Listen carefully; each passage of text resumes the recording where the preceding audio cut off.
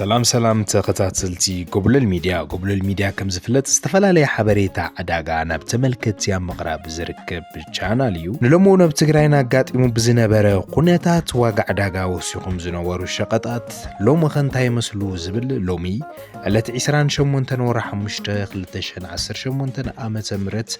اب كتما مقله مالتون عداغا عد حقي زور يلنا تاي مسل عداغا زلو عداغاتات بمال ناي زيت واغا ناي طاف واغا ناي بربر واغا ناي فينو واغا ناي سنداي واغان خلقوت شقطاتن زرزر واغوم حيزنا لكم مصينا لنا نكتكتاتلو باخبروتن عدم نشانالنا حدش زخونكم كم تلمود سبسكرايب لايك شير يكبروا نشانالنا يبرتاتعو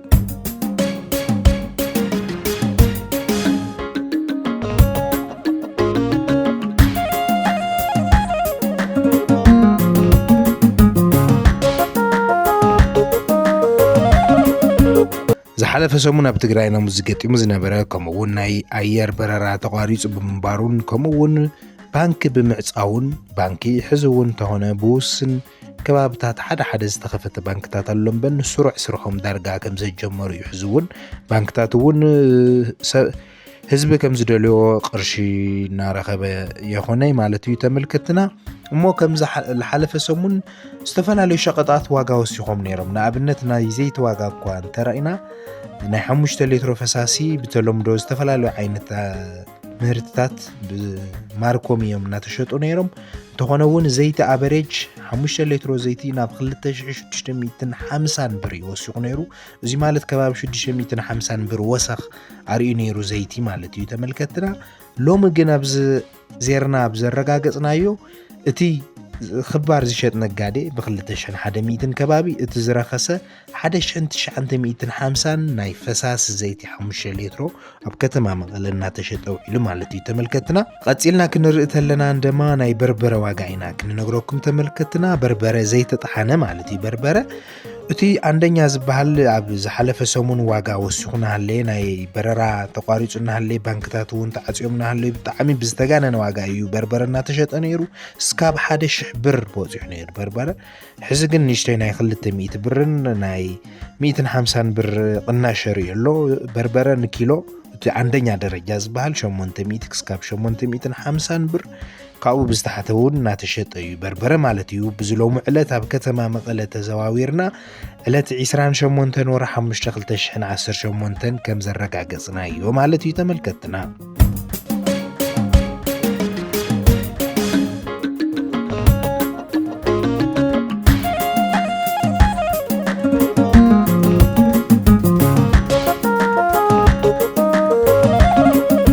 تملكتنا قبل الميديا ايكم تكتاتلو زلهم قبل الميديا بتግራይና ዘሎ بفلاي دما بكتما مقله تزواويرنا زرخمنا يو حبريتا شقطاتينا نباخم نبصح سلنا اب قصالون استفلالي حبريتا عداغاتات مالتون ناي بوتان مريتن قداونتي ورقن شقطن حبريتا عداغانا باخم كترخبو تدليو نيشانالنا سبسكرايب لايك شير يكبروا بار تملكتنا حزون كنقصل تلنا ناي سنداي واغاينا كننغركم سنداي اتي دحنا زبال ما اخلاي زبال 7000 كاوز حشه 7800 اتصوري سنداي عدي زبال تغزيونا بدامت حنزات دما 9300 قداماي درجه سنداي صعدا سندا ويم سندا شحن زبل وزوم نغادو 9300 بر بزلت እና ተሸጠው ተመልከትና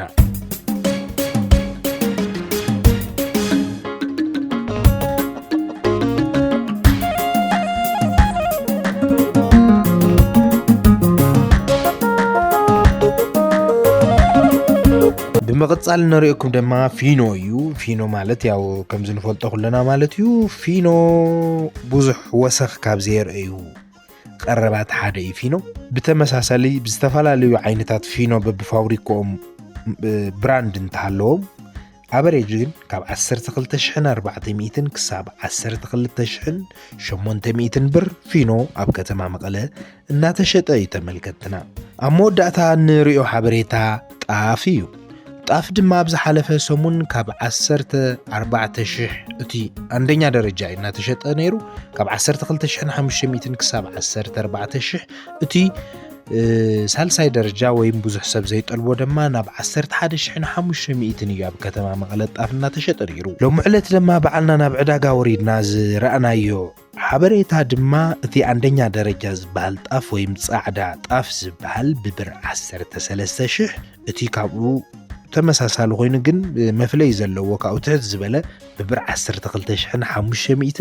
እቲ ናይ መጨረሻ ናይ ጣፍ ዋጋ ድማ 11,800 ኢሎም አንተ ከተማ መቐለ እናተሸጠ ውዒሉ ተመልከትና እዚ ክርአ ተሎ ካብ ዝሓለፈ ሰሙን ሙዝቲ ዝነበረ ኩነታት እንትነጻጸር ሎሚ ዝሓሸ ዋጋ ጽቡቕ ቅናስ ዝተረእየሉ ዕዳጋ ኣብ ከተማ መቐለ ተኸታቲልና ኔና ተመልከትና ብምቕጻል እውን ብተመሳሳሊ እናተኸታተልና ሓበሬታ ዕዳጋ ናባኹም ክነቕርብ ኢና ንቻናልና ሓድሽ ዝኾንኩም ሓበሬታ ዕዳጋ ንምርካብ ንጎብለል ሚድያ ሰብስክራይብ ላይክ ሼር ይግበሩ ኣብ ቀጻሊ እውን ናይ ቦታን መሬትን ወርቅን ዝተፈላለዩ ሓበሬታ ዕዳጋን ናባኹም ክነቕርብ ኢና ሰናይ ቅነ ሰላም ንትግራይና ሰላም ንወድሰብ